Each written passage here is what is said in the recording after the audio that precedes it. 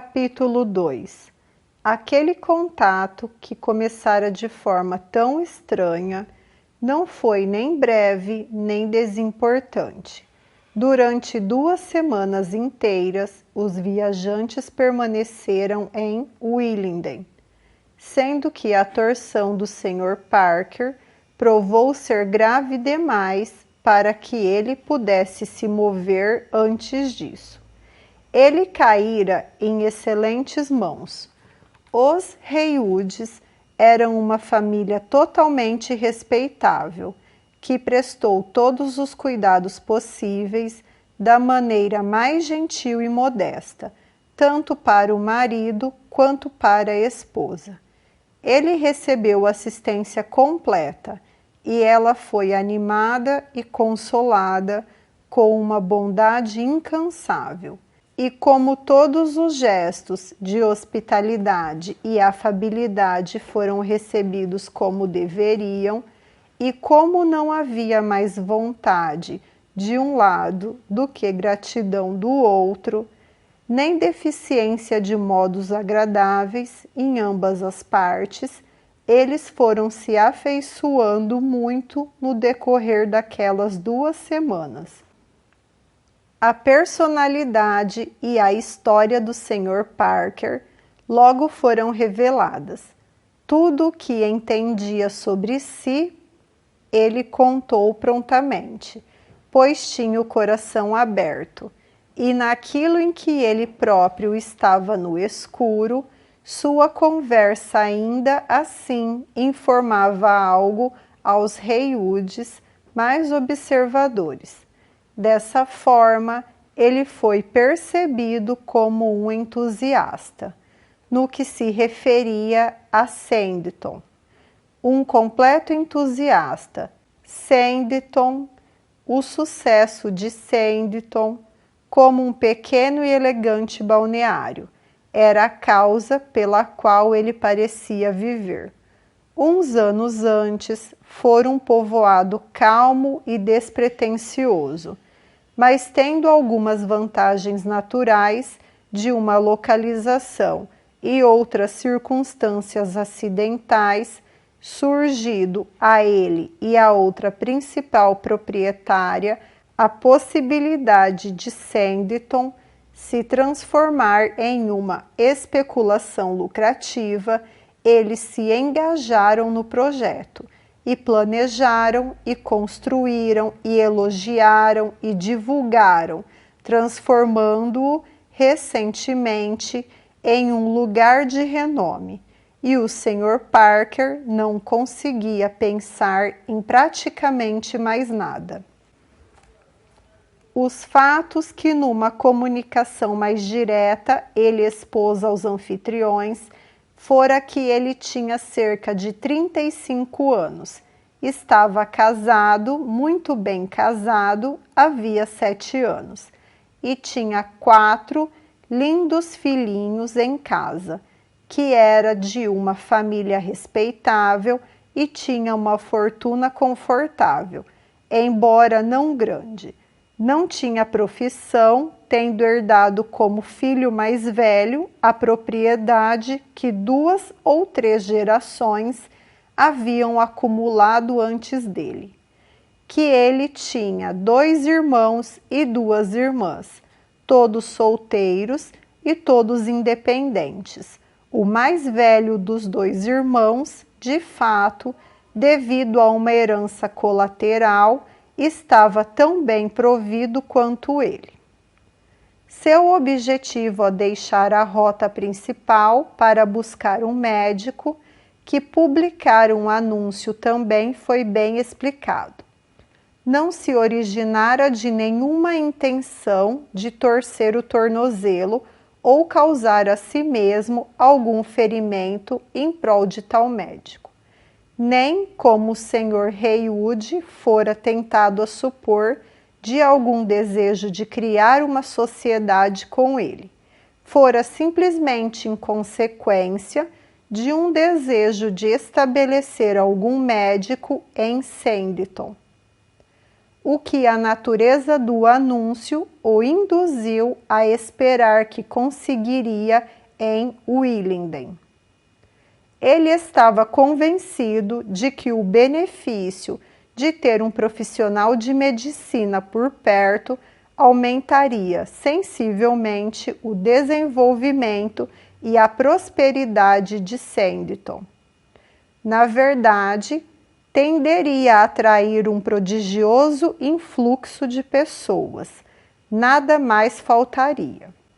Ele tinha fortes motivos para acreditar que uma família fora dissuadida no ano passado de experimentar o balneário por causa disso, e provavelmente com muitas outras acontecera o mesmo. Suas próprias irmãs, que eram pobres pessoas doentes e que ele gostaria de levar para Sanditon naquele verão, dificilmente se arriscaria em um lugar onde não houvesse aconselhamento médico imediato. Em termos gerais, o Sr. Parker era sem dúvida um homem de família, amigável, apegado à esposa, aos filhos, irmãos e irmãs, e na maioria das vezes bondoso, liberal, polido, fácil de agradar.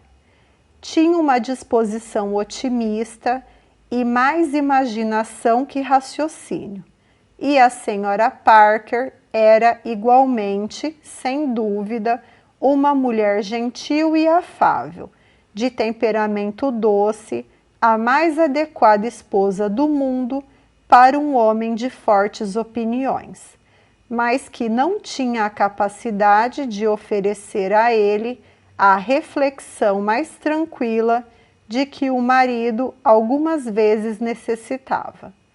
Era tão inteiramente propensa a ser guiada em todas as ocasiões que, estivesse ele arriscando sua fortuna ou torcendo o tornozelo, ela permaneceria igualmente inútil.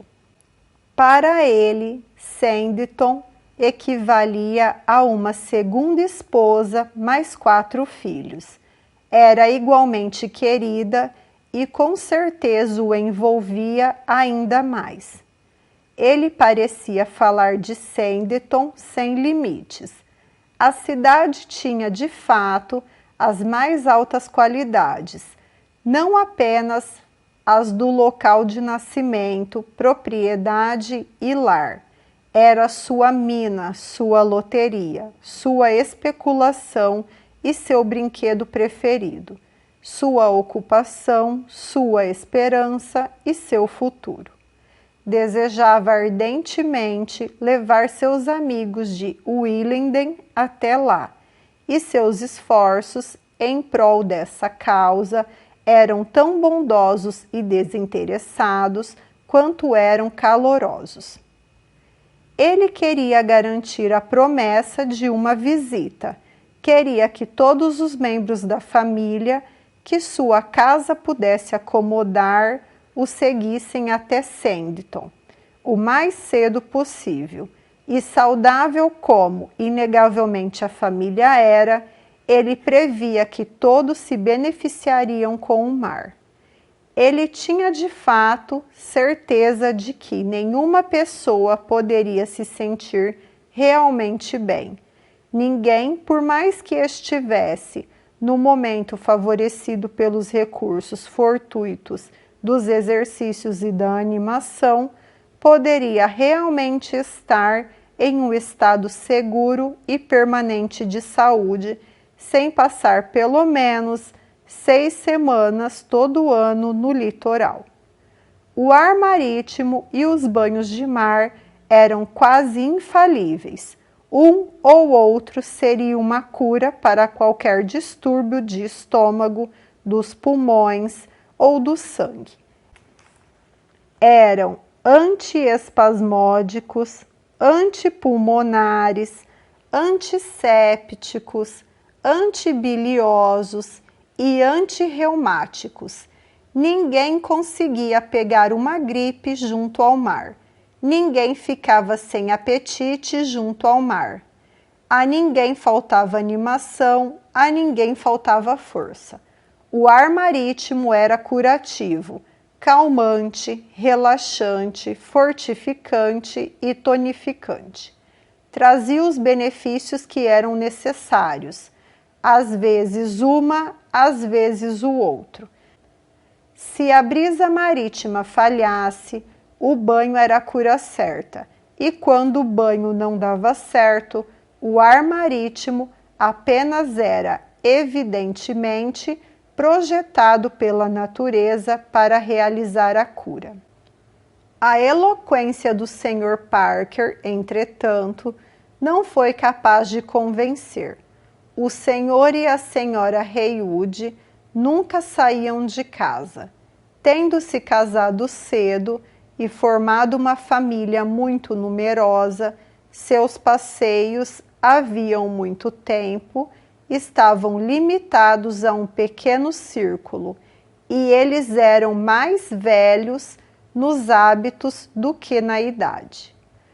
A não ser por 2 viagens anuais a Londres para receber seus dividendos, o Sr. Haywood não ia além de onde seus pés ou seu desgastado e velho cavalo podiam conduzi-lo, e as aventuras da Sra. Haywood consistia apenas em visitar de vez em quando seus vizinhos na velha carruagem, que era nova quando os dois se casaram e fora reformada quando o filho mais velho do casal atingira a maioridade 10 anos antes. Eles tinham uma propriedade muito bonita, suficiente, se a família não fosse tão numerosa, para ter-lhes permitido uma farta quantidade de luxos e inovações, suficiente para eles se permitirem uma nova carruagem e estradas melhores, ocasionalmente um mês em Tunbridge Wells, e quando surgissem sintomas de gota, o inverno em Bath. Mas a manutenção, a educação e o guarda-roupa de 14 filhos exigiam uma vida muito calma, acomodada e cuidadosa, e os obrigavam a ficar quietos e saudáveis em Willingden. O que a prudência impusera no começo, agora se tornara agradável pelo hábito. Eles nunca saíam de casa e se sentiam bem em dizê-lo, mas longe de quererem que seus filhos seguissem seus costumes, alegravam-se em promover a saída deles para o mundo tanto quanto possível. Eles permaneciam em casa para que os filhos pudessem sair, e embora tornassem aquele lar extremamente confortável, acolhiam bem qualquer mudança que oferecesse bons contatos e conhecimentos respeitáveis para os filhos ou filhas. Assim, quando o Sr. e a Sra. Parker deixaram de pedir uma visita em família e se fixaram no objetivo de levar uma filha com eles, não houve dificuldades, apenas prazer e consentimento por parte de todos. O convite deles foi para a senhorita Charlotte Haywood, uma jovem muito agradável, de 22 anos, a mais velha das filhas em casa, e aquela que, seguindo as orientações da mãe, fora particularmente útil e prestativa para eles. Era quem os acompanhara mais de perto e melhor os conhecia. Charlotte deveria ir com excelente saúde, tomaria banhos e ficaria ainda mais saudável, se possível. Desfrutaria de todos os possíveis prazeres que Sanditon pudesse oferecer pela gratidão daqueles que acompanhavam. E compraria novas sombrinhas, luvas e broches para as irmãs, e para si mesma na biblioteca circulante, o que o Sr. Parker desejava ansiosamente apoiar. Tudo que o Sr. Haywood foi persuadido a prometer foi que mandaria todos que pedissem seus conselhos para Sanditon, e que nunca, jamais seria induzido, até onde pudesse prever, a gastar nem mesmo 5 chiles em Brinshore.